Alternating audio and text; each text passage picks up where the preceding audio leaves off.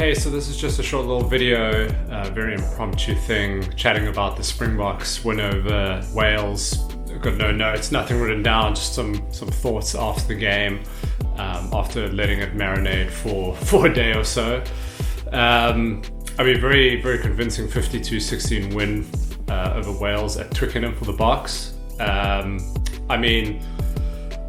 Overall, it was a very impressive performance by Springboks, basically a new team, essentially. So a lot of new combinations, and a lot of new debuts for some youngsters and some guys who've been around the block for a little bit. But there were some scrappy parts to it. But just looking at the positive, I think, you saw the stalwart World Cup winning Boks show how good they actually are.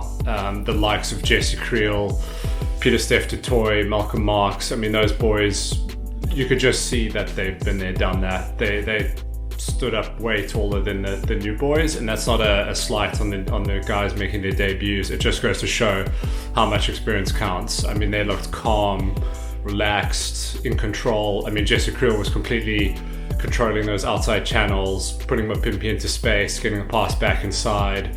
I think he got 2 try assists during the game, made all his tackles. And the forward pack with the hard warriors there making all their tackles, completely out-muscling the Welsh forwards. It just goes to show that the experience they've earned throughout a couple of World Cup campaigns and rugby championships over the years, it goes to show how experienced and how clinical those players are in comparison to the newer boys. That said, a lot of the new debuts and the low cap Springboks who got another chance, I thought were very impressive. Rassie at fullback was awesome in the air. I don't think he dropped one high ball. He was taking them at pace, great height, very brave attempts in the air, even when he was under pressure. I think Wales conceded a penalty once or twice taking him out in the air, but I thought he was really, really good. And on counter-attack, he was good. He never really found the space he has in the URC over the last season, but he did have a few goes at some gaps, and it was nice to see a little bit of a mix from him in terms of whether it was a return kick or having a run or playing it safe and taking contact and letting the big boys ruck over him. But I thought he was really good. He took some very difficult passes. One stood out to me, a last minute offload kind of basketball pass over the top from Kwaka Smith that Rassie took easily, and I think he put through a little kick, which was really, really cool to see. Yeah, he stood out to me. Obviously, the name on everyone's tongues this week will be Edwil van der Merwe.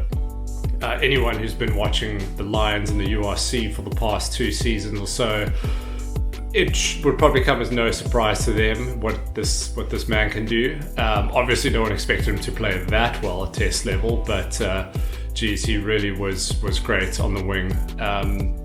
He, after that one failed set move, he made a double tackle that was without a doubt going to be a try for Wales. He chased down the kind of loose ball that was scooped up and then jumped up and made a second tackle, which was no doubt going to swing the score, in favour of Wales. I think it was quite early in the first half. He had found some space down the right wing, put through a nice kick. He took on his opposite winger and got around him with relative ease. And put in some very clinical, well-timed tackles, great technique tackles also, not hitting anyone high, not hitting anyone overly aggressively, but driving players back. And of course his try that came quite late in the game. Van der Merwe finds himself working in the middle.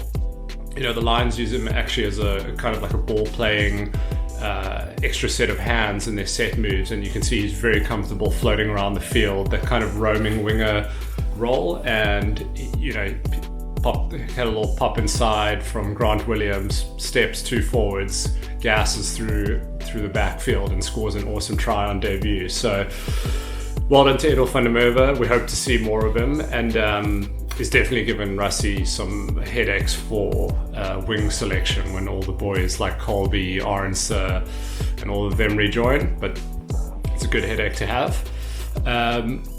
Moving on to Jordan Hendrickse, I thought he was, I'm sure he's going to get a little bit of criticism, and I've seen some online comments already about his performance. I think he was under a lot of pressure from quite an aggressive rush defence from the Welsh, in addition to Esterhuizen, who seemed a little less effective than maybe people expected.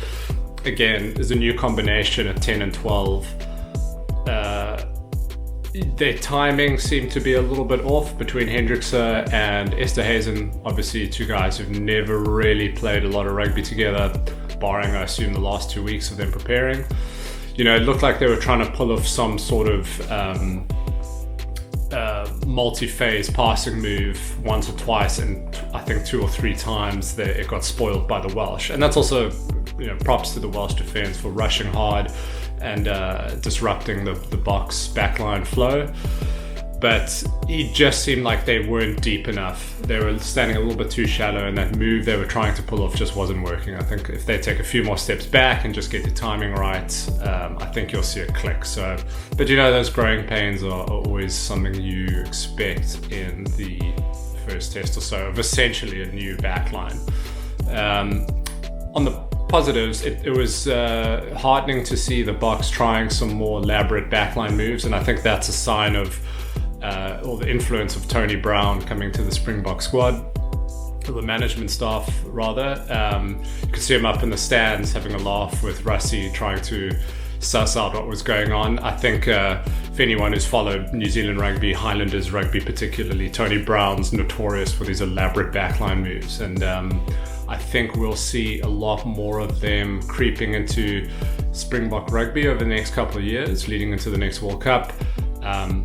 The Boks have never had a problem up front and controlling set piece, but one area that I think is they've put emphasis on over the years, last time I can think when the Boks were really pulling off elaborate backline moves, was probably the 2009 British and Irish Lions test.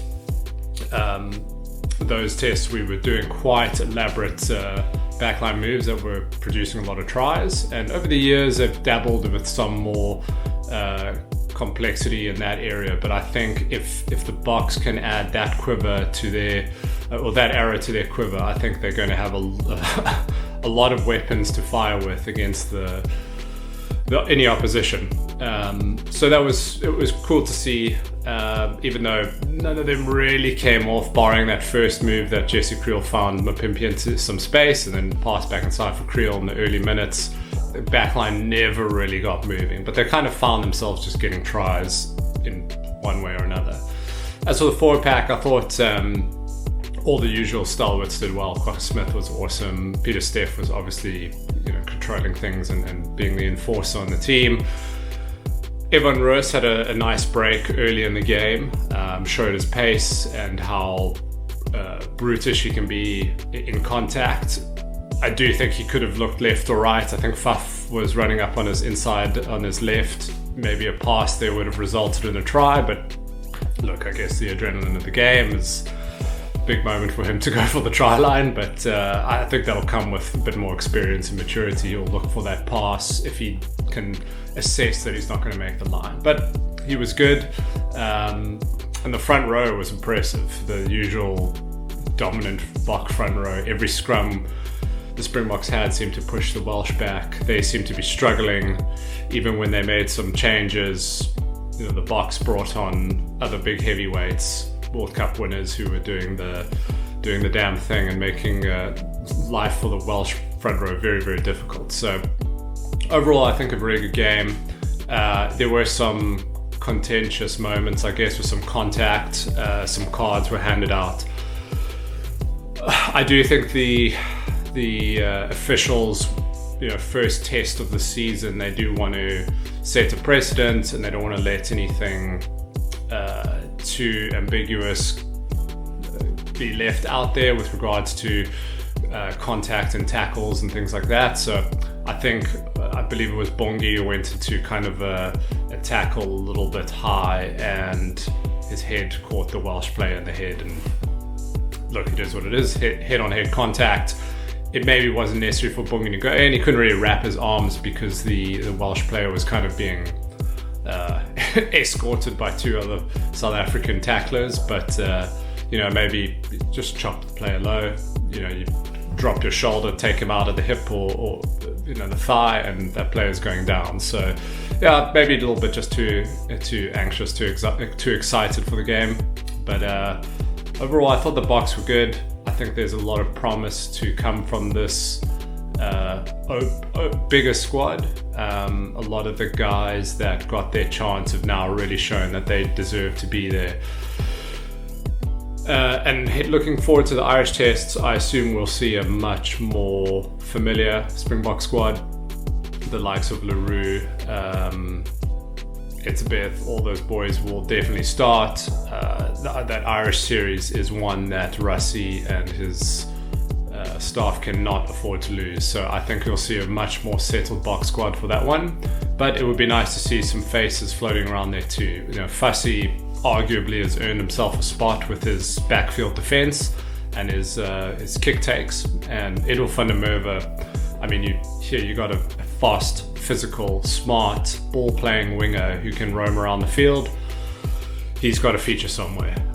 And even if that means some big names are going to maybe slip onto the bench, or maybe van der Merwe moves to the bench, I think you got to get him in there. But overall great game by the Boks. There was some other awesome rugby on the weekend, but just some little thoughts about the Springboks and what we can look forward to. So cool, thanks for watching.